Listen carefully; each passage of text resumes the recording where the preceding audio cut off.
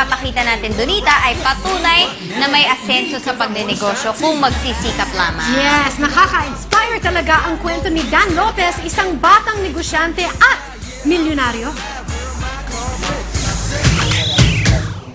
Pangungutya at sari-saring hirap ang dinanas ni Dan Lopez, taga Sampaloc, Manila, nang sumali siya sa multi-level marketing o pagbibenta ng mga produkto. Pinagtatawanan ako ng mga relatives ko kasi parang pangit daw yung multi-level marketing. And second, yung mga friends ko parang iniiwasan ako. Ang dami kong mga kaibigan ni Yaya dito, pinagtatawanan ako.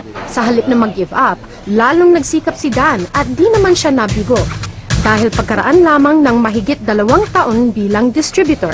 Nag-average ako ngayon 500,000 every month at age of 22. Actually, ang factor dun hindi yung kinikita ko eh. Yung mga friend kong naniwala sa akin, kaya pag nakikita ko sila before, niyaya ko sila sa uno, somehow, kaya pag tinitignan ko buhay nila, puro mga self-made millionaires na rin sila.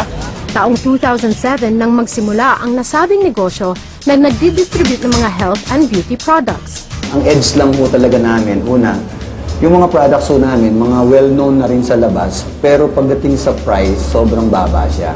Secondly, yung way of distribution so namin, talagang magbe-benefit so, pati yung mga distributors katulad namin.